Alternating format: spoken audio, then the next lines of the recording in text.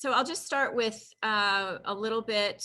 Obviously, you're here. This is building systemic capacity to close the gaps for all of our learners and committing to a culture of collective responsibility and sustainable and systemic growth. We're going to be we're not going to talk directly about comfort zones today, but I definitely think that that'll come through as a theme. Because again, I will go back and forth between sharing and presenting my screen and also just having you follow along. I'll be clear. I'll make sure that you know what slide I'm on, but we'll just go through it. So the next thing we're going to do is just look at the All Learners Network slide and common agreements that the All Learners Network has for us. As professionals and lifelong learners who support all learners, we agree to have open dialogue, share the air, honor private think time, be fully present and engaged, take care of yourself, keep your video on when possible, appreciate that learning is a process and not an event, assume positive intentions, embrace struggle and challenge. There was also a link to the introductory slides that all participants will receive before the event as well. So in there. So if you didn't get that, I guess reach out to someone at ALN and they will be able to help you with that. All right, so I'm gonna pull up now, share my screen, and we'll get going.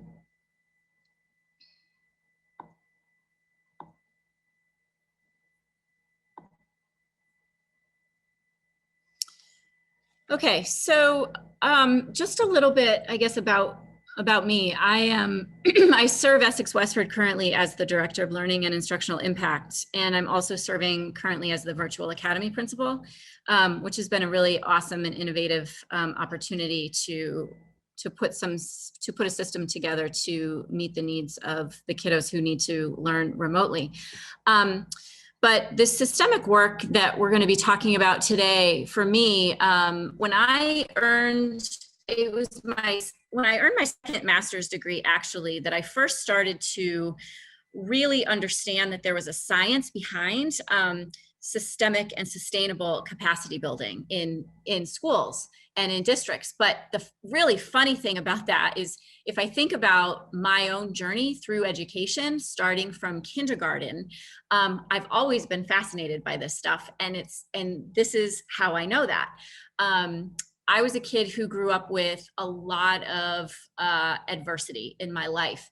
And so school was an escape for me. Like, I loved going to school every day. And I'm not kidding, it was in kindergarten that one of my first memories is sitting on the rug. And I went to kindergarten, I was in the early 70s, and we had, they were called letter people. And this was in the northwest corner of Connecticut. And letter people were up on the wall in these big blow up balloon things. And I remember looking up there and I remember thinking, how does this all work? Like, I'm not kidding. And I was the kid in kindergarten, first grade, second grade. I wanted to stay in for recess because I wanted to help the teacher get set up for what came next. So I've always been fascinated with how it all kind of fits together. So again, it was about 10 years ago that I started studying it and applying it in a very informal way when I was working as a special educator. But then as I went into administration, I started applying it in a different way. So that's how I come here today to you with this.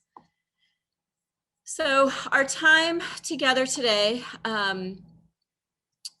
we're going to visit and reflect on systemic alignment and cultural need. So we're going to spend about 20 minutes with that and talk about school culture, like where we're currently at, I think, as a whole, and that idea of collective responsibility.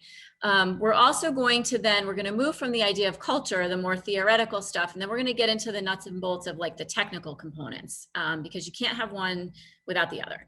And then we're going to spend a little bit of time looking at just two of the technical components a little bit more closely, and then hopefully bring it all home for you, and you'll leave with some ideas, no matter what your role is, leave with some ideas that you could implement back where you are working.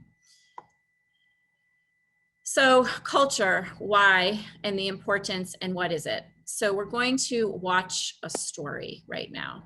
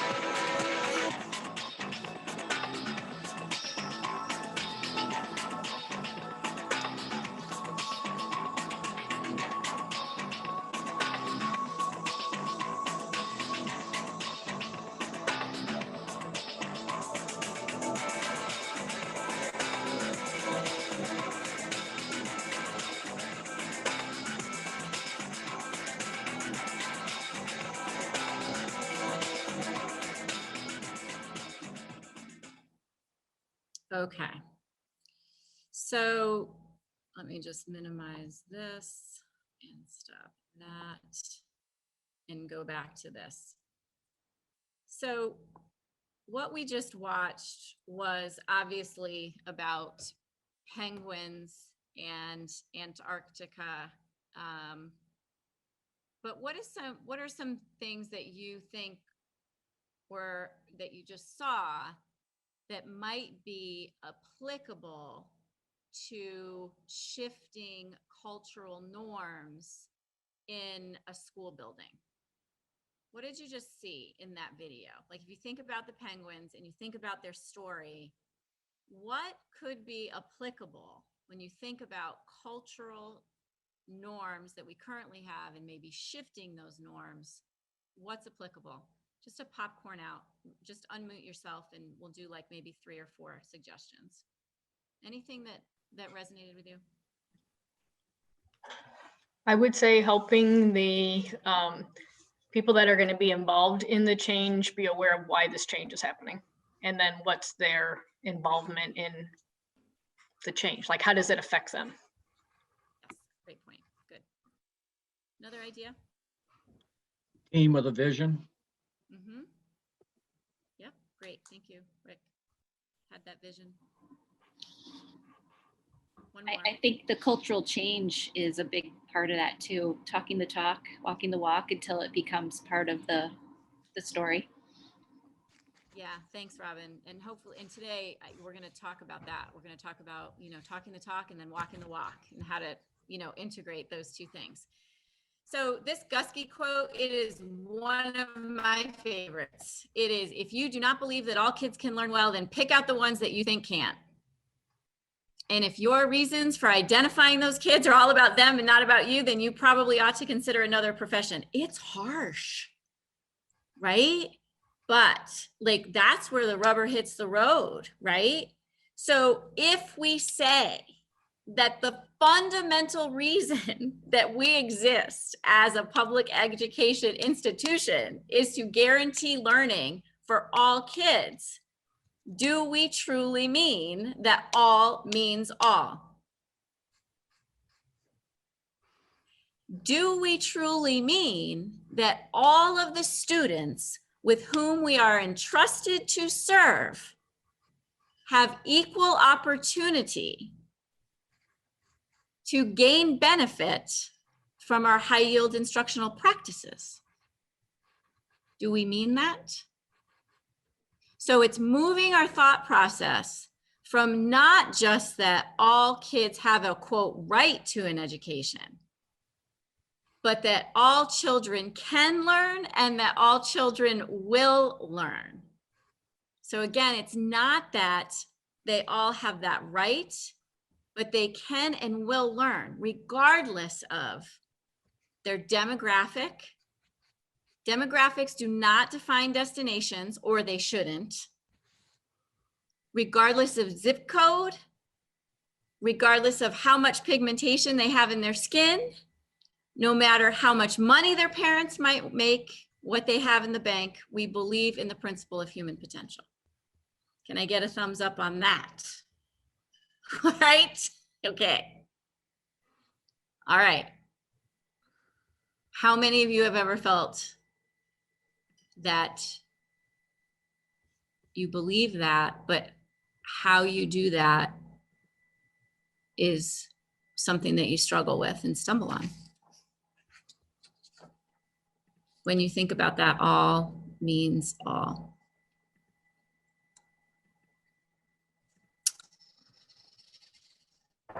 I'm showing my age maybe a little bit here, but these two guys are from a show called The Muppets, and they would sit up in the balcony and they would make commentary on what was happening below them, right?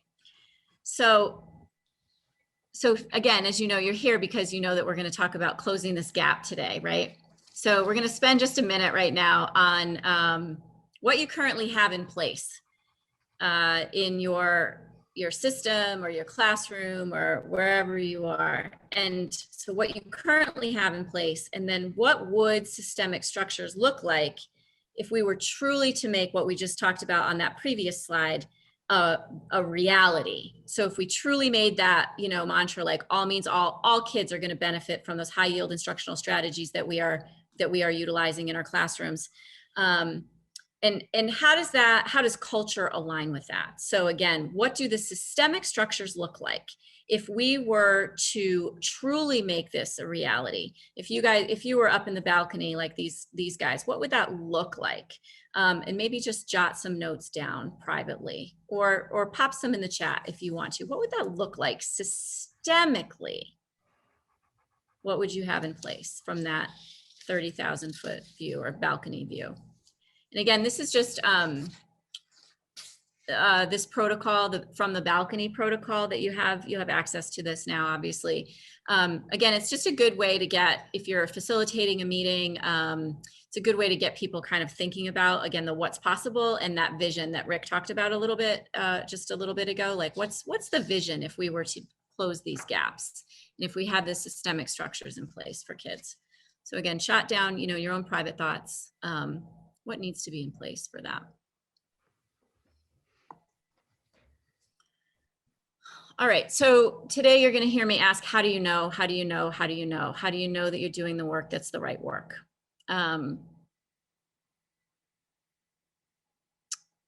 There's an awesome book called What Do You Do with a Problem? It's actually a picture book. Anywhere you see in my presentation a yellow star like this, it means that you have a live link to a resource. So this is a live link to this book. And it's just, again, just, what do you do with the problem when you know that all kids are not achieving at high levels in our systems? When you know that so many of our systems say that, 65% of kids at achieving mastery is good enough. That's a problem. That's not all means all. That's not all kids achieving at high levels. So I think, if we're honest, and we assess ourselves on this, we do come up short a little bit. Because we do have obviously these achievement gaps and we can predict them. We just did an equity data analysis in Essex Westford, and we took absolutely all of the data points that we have and we put them through a lens of not only proficiency across gender and race, but we also did, economic status. And, when you put it all side by side and you find out that you have literally no students taking AP courses who are African-American, or no students taking AP courses who qualify for free and reduced lunch. That starts to shift the kinds of conversations that you're having. So again, it's, how do you know what the right work is? Do you go to work every day and feel to your core that you're doing the right work? Why or why not? And again, how do you know? What are you looking at for data? Are you using just the 30,000 foot view, summative assessments on a local assessment plan? Or do you really have a system in place where you're truly looking at formative assessment data on a rapid cycle, bringing relevant data to meetings and then acting on that data? Systemic growth requires that we intentionally provide opportunities to identify, again, the cultural shifts that we need to make, but also the technical shifts. But you can't lose sight of the importance of having both, because here's what happens. If you have good ideas that are technical ideas, think about programs, like programs that exist, get rave reviews. You think, oh my gosh, we should try this because we have this, this, and this going on. And then you implement, right? You implement this initiative. How many of you have ever had this experience? This is a great program. We implement the initiative, and anybody ever have the experience where it doesn't gain the traction that you hoped it would? Right? Not that because it's not a good program, but that's the technical component. There's the potential there. But again, a structural change or a technical change, structural changes, I consider technical changes. I'm happy if anybody disagrees with me on that, but structural change that is not supported by cultural change will eventually be overwhelmed by the existing culture. because that's where your organization finds your meaning and your stability. That's what people know, right? It's what happens.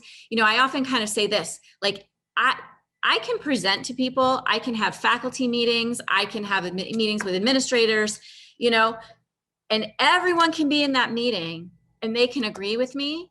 And honestly, that's not what I care about. I care about what happens in the conversations after the meeting is over. That's what I want to know. I want to know if we have resistors. I want to know if we have believers. I want to know if we have people who, you know, who need to know more before they can fully embrace the idea, and allow the time to pause on that. Say that up front. We're going to talk a little bit about a couple of different change models, and we're going to talk about the power of saying that up front. But again, culture will eat technical and structural for breakfast, time after time after time. Now, that being said, inspirational cultures are supported and sustained by very intentional actions that are systemic and technical, right? Because how hard is it to maintain that positivity, right? And that embracing the idea that all kids can learn and we're all in it together if you don't have the right things to fall back on. Like if you don't have time for collaborative meetings, right? Or if you don't have the resources that you need. So again, I really do get goosebumps on this stuff. Like the idea that you have to have both and really develop that understanding at all of the different levels of your system and how it all works together. So I don't know, let's just like share with each other, maybe in the chat, just pop in some words of inspiration, like one word that comes to, or like a phrase, like we're in this together. Right? That feels good. Like if you're in a culture, in a school, or in a district, like where you say, we're in this together. Are there any other things that you can offer to the folks who are in this Zoom with you today, you know, that are inspirational words, right? Because we need those. So we're in this together. I've got your back, you know, like, let's just pop some in and just get some inspiration from each other because we can easily get overwhelmed by this work too. It's not easy. So thank you. All right. So creating this consensus for a culture of collective responsibility. Again, so culture of collective responsibility based on these two fundamental beliefs, right? So we as educators must accept responsibility to ensure high levels of learning for every child. And while we know that those outside forces certainly have an impact, right? Whose actions ultimately determine each child's success in school, right? So that's the first fundamental belief. The second one gets back to that Gusky quote that we heard a few slides ago, and that's that all students can learn at high levels. So here's where we start to talk about technical and structural alignment to the cultural idea that we're all in this together. And we start talking about the professional learning community process. When I say PLC, just give me a fist to 5 if when you hear the word PLC, you're a 5 if you've had training with Solution Tree, you can recite the 4 questions in your sleep, and you use PLC practices with fidelity with your teams. So that's a 5. Like you've been to those trainings, you know the PLC work. So that's just a fist to 5. Or is anyone a 5? Okay. All right. How about I've never heard of the Solution Tree PLC process before. This is absolutely brand new to me. That would be a 1. Is anyone a 1? I'm just going to go through. Okay. Perfect. Great. Good. Okay, I'm just going to check my chat here real quick. Okay, thank you. Keep moving forward. It's about the students. Awesome, awesome words of inspiration. Yes, school teachers as opposed to classroom teachers. Yes, great. Okay, 3. Okay, thank you. Good, good. Okay, so utilizing the PLC structure right now, I believe actually is more important than ever, because in the midst of a global pandemic, like when else is it most important to focus on your essential learnings, right? And that guaranteed viable curriculum. So PLC is all about what is it that we want all kids to know and be able to do. How will we know that they know it? How will we know? What's our evidence? What do we do if kids don't meet the benchmarks that we need them to meet? And then what do we do for students who have met the benchmarks, who are ready for some extension activities?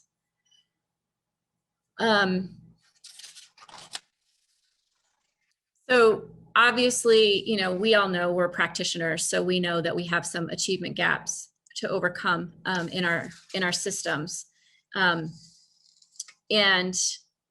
the Jim Collins work in his book, Good to Great, is just a really great way, I think, to think about cultures of good enough.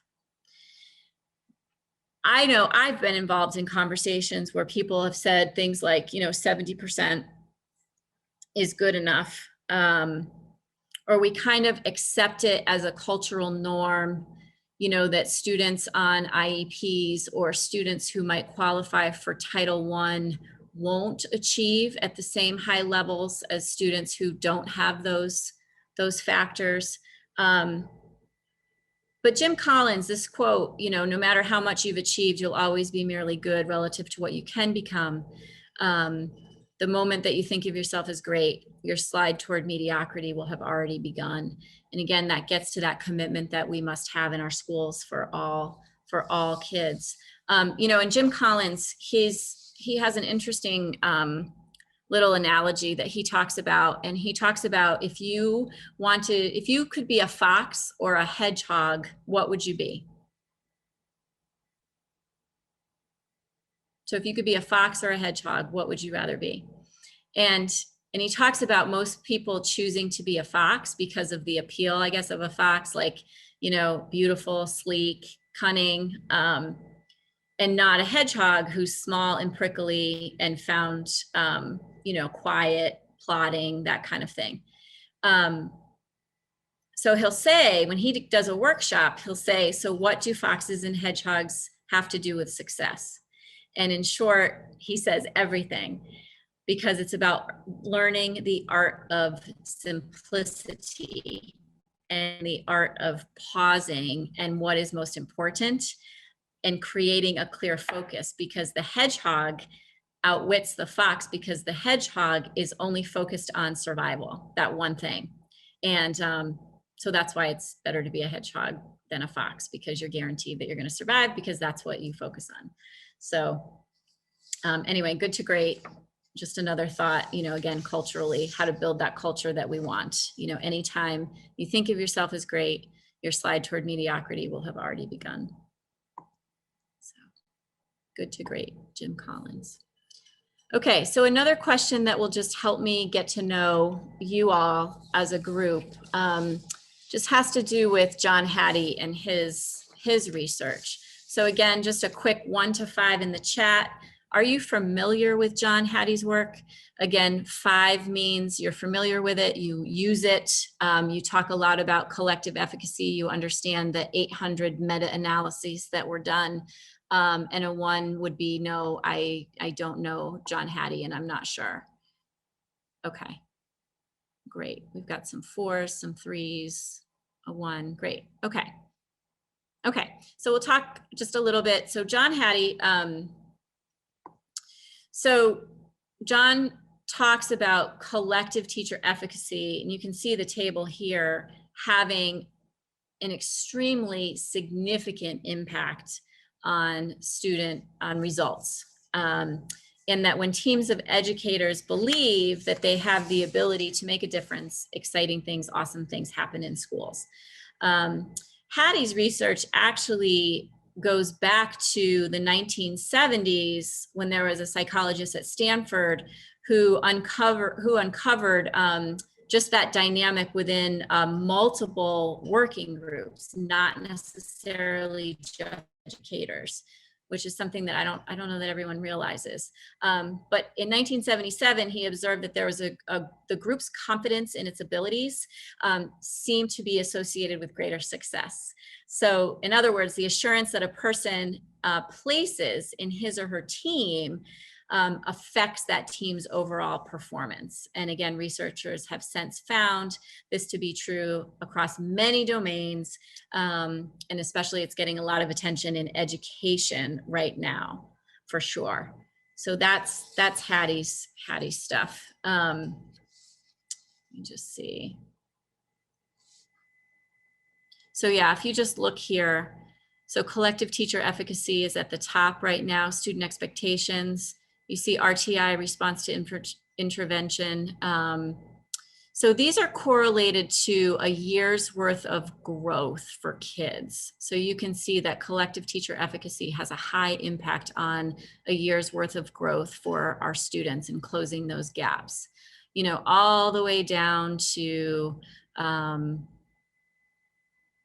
teacher subject matter knowledge. Isn't that interesting? That in this, again, meta-analysis, collective teacher efficacy has more positive impact on student learning than teacher subject matter knowledge. Anyway, it's just interesting. Does anybody have any questions at this point about anything that we've touched on so far? Okay. So, intersection of culture and change. We're going to do a little bit of connecting with each other for a minute. You're going to talk about how SIPs are implemented in your school. When I say SIPs, continuous improvement plans. So how are they implemented in your the system that you are currently in? Who participates in designing the continuous improvement plan? How do you know that the actions that you are deciding to take are meaningful? And I think, you know what I think we might do? I think we might just do this as a group right now. We won't do breakout rooms necessarily. So let's take turns and unmute and talk about continuous improvement plans. And I'm actually going to stop my share right now just to come back to the group. So continuous improvement plans are, in theory, the driver of change in our public education system. Yes? In Vermont, you guys all right? Okay. So if you think about continuous improvement plan, again, we won't do breakout rooms, but can somebody give me an example, like how do they come about? Who designs the continuous improvement plans in your districts or in your schools? So it should be a group effort between students, parents, staff, looking at the needs of the students, the whole community, and then deciding. I mean, it's a pretty involved process if it's done correctly, and then come up with 2 to 3 usual goals. Yes, right, correct. Do you have that process where you currently work? Yes, yeah, I'm a principal at a school, so. Okay, cool. Thanks, Rick. Good. Our district has also included board members to make sure that all schools have a representative board member to make sure the plan has some real understanding at the board level. Great. Yeah, good. That true community involvement. Okay. Others? Is that the experience across the board in this room? Again, you know, it's okay if it, yep, good. That's awesome to see that thumbs up. There is a, there's a, oh, go ahead. Actually, on hold due to COVID, there's kind of a moratorium on even bringing that document to light. So I don't know if we're kind of an anomaly or if that's kind of the general consensus based on where we are. Mm-hmm. Yeah. I think that, you know, I'm hearing a lot, and I know we have too, you know, sort of, you know, backed off on some things just to allow for greater capacity to deal with things, you know, the safety issues and stuff too. But okay, so I'm seeing some thumbs up for sure on that process. Because, you know, SIPs in theory, they really should be the drivers. And again, they should have that, you know, that community involvement, teacher involvement for sure. You know, and then people should also know what actionable steps they can be taking regardless of role in the organization. So, you know, everyone has a role in improvement. And so one of the things that, you know, folks to be really intentional about is in your SIPs, you know, we tend to break ours down and have, you know, our shorter term goals, and then always pay attention to what resources we need to be able to achieve that goal. So it's like the goal, what additional resources are needed, what additional professional development, if any, you know, how will we know that we're on the right track, you know, those short-term and longer-term benchmarks, you know, and again, what is the teacher's role, what is the administrator's role, what is the student role, family role, community role, all of that. So yeah, dynamic process for sure. Okay. So the last slide that I showed you was the managing complex change chart. And as we've gone through our presentation today, you have all hit on components of that managing complex change chart. So here it is. So in some of our conversations and in our chats and stuff, I know that I heard the word vision. We talked about resources. We talked about, you know, SIPs or our action plans. Just take a look at this chart. So this is managing complex change. It's a resource that came my way through a consultant that I was working with about a year ago. And it talks, you know, you can see vision, skill, incentives, resources, action plan equals the change. If you lack that vision, but you have skills, incentives, resources, and action plan, you get confusion, vision, and you know, and so on and so forth. So you can take a look at that.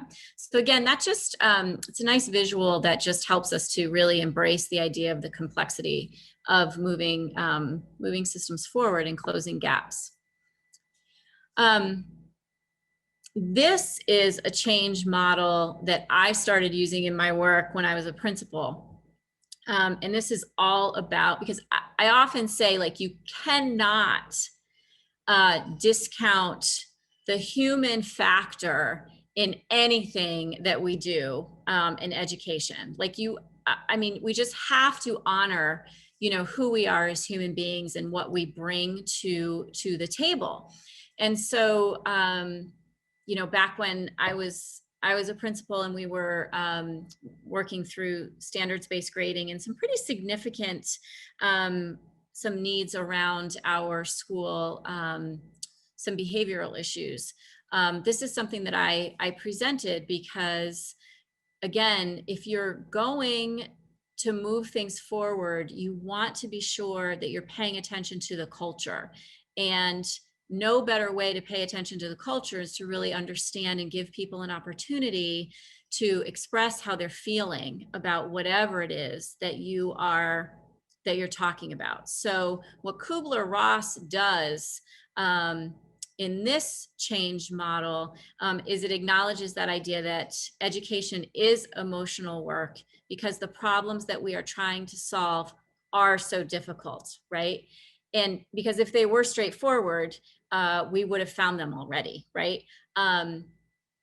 So we can only make those meaningful shifts and those improvements in learning for all if we bring in everyone's perspectives and hear voices that maybe historically, like, we haven't heard, you know?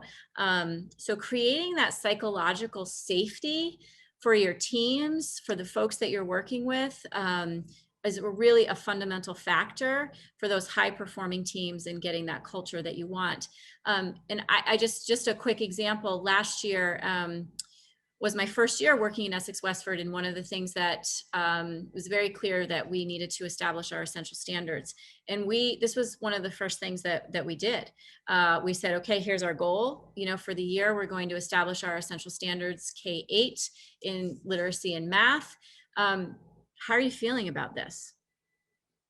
And we gave this some time and we said, find where you are on this change curve and what do you need to be able to move forward. Like, here's the train, here's the bus, whatever you want to call it. Like, we're going down this path, but we can stop along the way and get you whatever it is that you need to help you move forward. And we want to acknowledge that this is a process. So again, shock, denial, frustration, depression, experiment, decision, and finally integration. It's something that you definitely want to be paying attention to.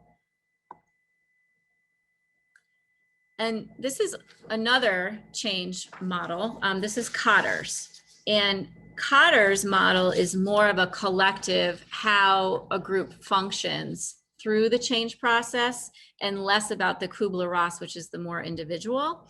So anyway, this is, again, when you think about the managing complex change chart that I showed you a little bit ago, this is, again, just another way to think about this. And actually Cotter. So this model right here is actually the model that's used to illustrate the penguin and the iceberg story that you heard back at the beginning of the presentation today. So that penguin and iceberg story takes you through the Cotter change model.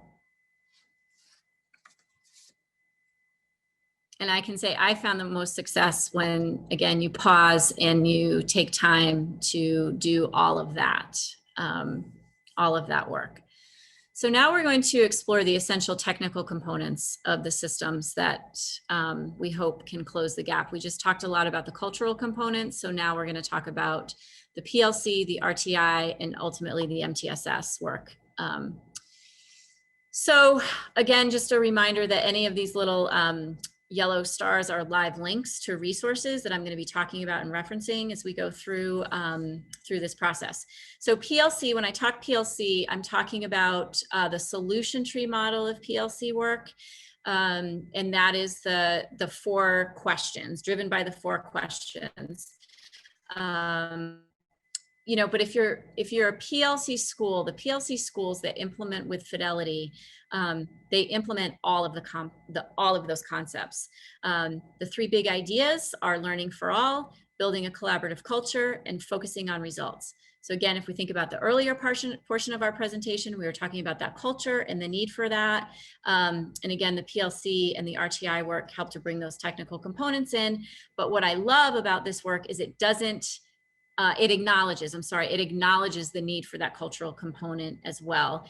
And again, I always say we also must be intentional about the pace with which we are doing this work, because you cannot say that you're going to do it all at once, or else what will that do to your system and your culture, right? Especially now with everything else that we have on our plate. But I think you'll find that some of these steps really can be implemented to really help you close those gaps. So again, connecting it back to culture, collective efficacy, this is what PLC is all about. Collective efficacy, collective responsibility, working together and sharing the weight, so that you're not doing this work, this hard work in isolation. Again, just my plug. Why should we be doing this now? Because it's more essential than ever that we are really clear about what kids must know and be able to do, and that we're aligning our resources to those ends. Because our time is in many cases reduced. Kids are dealing with, learning in different ways and different platforms. There's a lot of stress out there right now. Learning for all does not mean that all kids learn at the same pace. But it does mean that we're going to maximize the potential for all of our students. We're going to do what we can to mitigate the obstacles that we can influence. well, I'll wait because we're going to talk about team norms in a little bit, and we're going to talk about how conversations go in team meetings. But, you know, we have to take into consideration real obstacles and do whatever we can about those. PLC and RTI integrated is about a loose, tight leadership and culture. Like we say in Essex Westford, we're really tight on our essential standards being the driver of learning. And we're really tight on, and I revisit this a lot. In fact, PLC groups are meeting right now, and I recorded a little video for them to watch to help guide their work. And it's stuff that I've said, you're meeting in your PLCs, you're talking about your common student-friendly targets, and you're talking about what assessments, what evidence do you have that students are meeting those targets? And then you're setting a goal. Some people in the PLC process, they think about, a SMART goal, and that has to be a really complex thing. I say it doesn't. I say a SMART goal, if you're meeting with a group of colleagues, you have your common target, you have your common formative assessment, it can be an exit ticket. It doesn't have to be an elaborate thing. You have a conversation about how your kids did. You have a conversation about how, one of your colleagues achieved maybe different results, and then you set a goal and you go forth and do. It's that direct empowerment, but it's like keeping the train on the rails. You know what I mean? Like there are certain things, again, that loose, tight leadership and culture, like things that we're tight on, that we know that you can count on for sure, that creates that common communicative foundation. I think that people in our district would know that, yes, we're aligning our resources toward our essential standards for our kids right now, right? That's tight. How they do that, that's the autonomy, but I think it's Marzano that says that if we were to use, I think the Common Core, like for a guaranteed viable curriculum for all of our kids, we would need to add, I don't have this direct quote, but I think he says we'll need to add 5 years of school onto the years that we already have. So again, that's a reason to then pare down and to really focus on what's most essential. Essential standards don't mean that that's all that you're teaching. Focusing on essential standards means that's what you're focusing on. You're going to provide your intervention on. That's what you're saying is most essential for kids. They have that leverage. They contribute to the readiness and what comes next for kids. So again, this work is about making it happen. The key is you want to culturally build your consensus and then get started doing the work. Because in some ways, like some people, depending on where you fall on that change curve, if you don't get started, if you wait too long, you might lose momentum, but you also don't want to take on too much. I know I mentioned that a little bit ago too. You want to be careful about what you do and that it's truly aligned with your current culture and the resources that you have.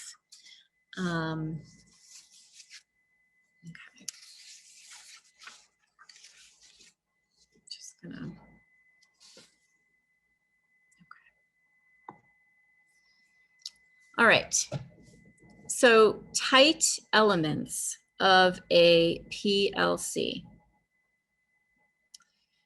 The rubber hits the road with this process when you ask the question, how do we respond when our kids aren't learning? A learning-focused school can't achieve the mission of high levels of learning for all without a systematic process in place that ensures that struggling students have additional time and support that they need to succeed. That being said, if that additional time and support is happening at the same time that first instruction is happening on the grade level essential standards that you've all identified are the most important, how will you close the learning gaps for your students? And that's something that trips us up in our systems, I think, because we think, again, culturally, where we have been has been, oh, okay, so if it's time for math, then makes sense that I'm going to do my math intervention when the classroom teacher is teaching math to all of the other students. Yes? Or I'm going to do IEP services for math at the time when math is happening in the classroom first instruction. We are working with extreme intention to shift the mindset around that and the culture around that, so that intervention on those essential standards, that doesn't happen when first instruction is happening for those essential standards. Now, that's where, again, culturally, like you might be on a team, you're all about that. But technically and systemically, if you don't have a schedule that allows for that to happen, what happens to your culture? Right? What happens to the enthusiasm and the collective efficacy, right? It's easy to see how you need all of those things to work together. So anyway, so you can see these are the tight elements of the professional learning community right here. And this comes from Learning by Doing. And that's kind of like the PLC manual. It's a thick book. You have a link to it at the end of the presentation. And we'll talk a little bit more about that. So this is the PLC, okay? This is an example agenda of a PLC meeting. This is not an Essex Westford one, but we do have them that look a lot like this. But this just comes, this will lead you to like a plethora of other resources. Again, Yellow Star live link. I don't know, I love this little cartoon too, so here you have this little kiddo, 3 + 4 = cat. On the plus side, it's definitely something for your PLC to chew on, right? Cute little, okay. All right, so again, agendas that are focused on student learning, an essential component of a system. All right, so now we're going to talk about RTI. So PLC and RTI are not two separate things. And when I talk about RTI, I'm not talking about a way by which students would access special education. I'm talking about response to intervention as connected to what's happening in the conversations in those PLC meetings. So RTI for us is about tier 1 instruction, tier 2 instruction, and tier 3 instruction. So it's about a reverse pyramid. Tier 1 is your core program, tier 2 is your supplemental program, and tier 3 is your more intensive supports in your IEPs. So that's that culture of collective responsibility. So again, one of the things that I have always appreciated about this model, the PLC model and the RTI model, and it goes back to my first, oh my gosh, I was at a conference in Florida a long time ago, listening to Rick DeFore, who's considered the father of all of this work. And then I went to a Mike Matos event that was all about this work, and it was all about the integration and the power of first instruction, and then those the tier 2 interventions. And they talked about culture as connected to the technical components, and I thought, absolutely, you need both. Again, you all know that I've been loving this stuff since I was really little, but yeah, so again, culture of collective responsibility, again, tools for you, things that you should have in place if you're going to implement with full-on fidelity and get to that point of systemic cohesion, alignment, and stability that can close gaps. So here's the book, again, live link right here. Taking Action is like 350 pages. It's a research-based framework, this response to intervention, and definitely relies on data-based decision-making. And you can use it for academics or behavior. The book is 350 pages, and what I've done is I've taken out the 3 key ideas from the book, but you've got it. It's a live link. It's an amazing resource. So we just talked about the cultural essential actions for RTI and systemic for RTI and the systems and the PLC. But here's the technical. So again, when I say you have to have cultural and you have to have technical. So you want to have those essential standards identified, have your unit plans, have that teaching assessing cycle, that PDSA cycle, those common assessments, You've got teacher team essential actions that are technical, and you also have school-wide essential actions, okay? So you've got both of those things that are happening in the context of PLC. It can be done. It can be done. So let me just go back because I don't think I was clear about this. So these are essential actions, tier 1, first instruction, okay? Then we have tier 2, essential actions. So you can see that here we get into action 1, design and lead supplemental interventions for academic, again, essential standards. You see that word coming through. Essential standards does not mean that this is all that we're going to teach. It just means that this is our guaranteed viable curriculum, that we are guaranteeing that we're going to focus on this. This is what we're going to focus our interventions on. This is what we're going to focus our resources on, so that our kids, again, you're going to increase the likelihood that you're going to take your gap that might look like this and go like this if you're focusing your resources on those essential standards. We've actually this year, for the first time, all of our essential standards are in goal view, and that is what our special educators are pulling from when they are putting IEPs in place for kids. So whether if you're on an IEP, you're working on these essential standards. If you're receiving an EST plan, you're working on these essential standards. If you're receiving Title I support, you're working on these essential standards. If your team has gone to their PLC meeting and they find that, you know, through that formative assessment process, you know, you're a student, you don't have an IEP, you don't have a, you know, EST, and you don't have a title plan, but that doesn't matter because you're still going to get additional intervention on those essential standards, because that's what the interventionists are working on. And if there isn't an interventionist on your team, that's okay, because your teacher is going to work on some small group instruction and provide you that additional intervention in the classroom. Huge cultural shift.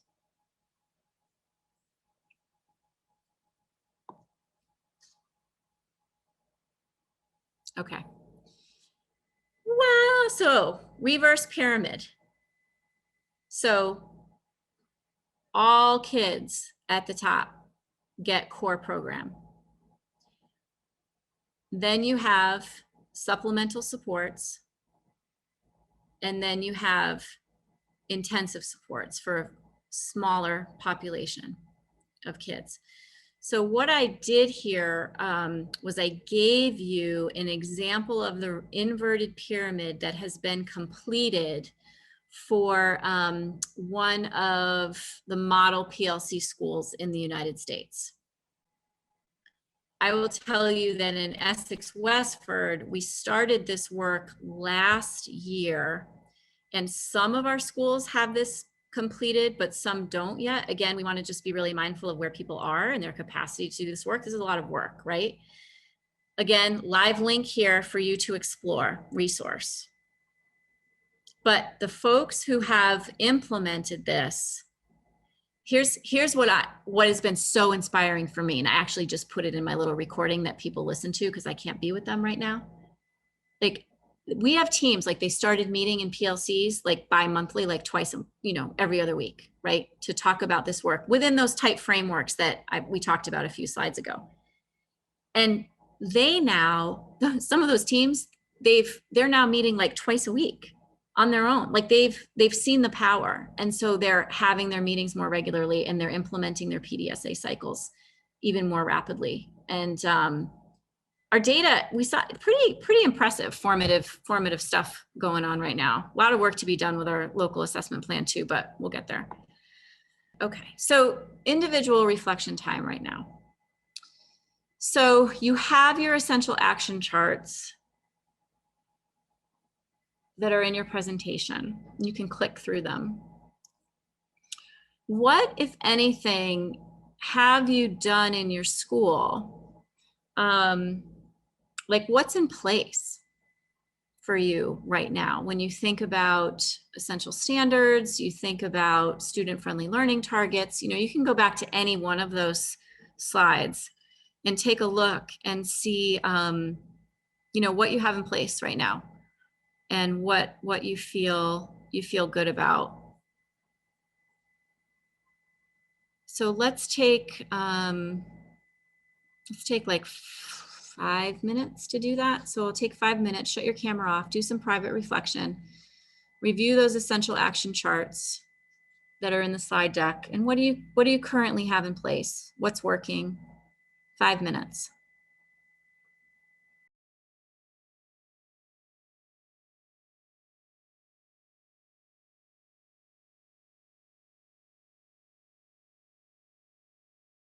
So when you looked at those charts, those essential action charts, do you have things in place already that you can build on, or where?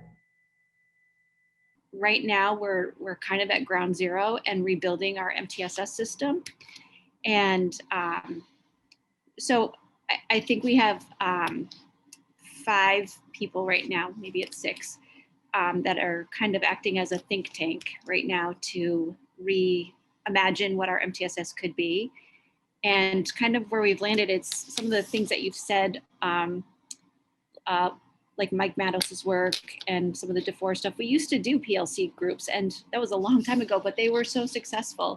And I don't know when, I can't remember when we kind of lost that, but we're kind of rethinking how we might do that now and how we can have more people at the table, not just the classroom teachers kind of coming together to wrap around students as a whole, but also, you know, bringing like the special educators and the interventionists to the table, or the special ed paras, and how when we're thinking about scheduling in the fall, because it's obviously not going to happen this year, but we want to be thoughtful by the time we get to May, what that could look like, but having everybody come to the table and, you know, thinking about everybody's roles and what that PLC could be. And when we're building the schedule, how we put the PLC structure, like everything is built around that PLC structure. So how can we take our resources and use them smarter?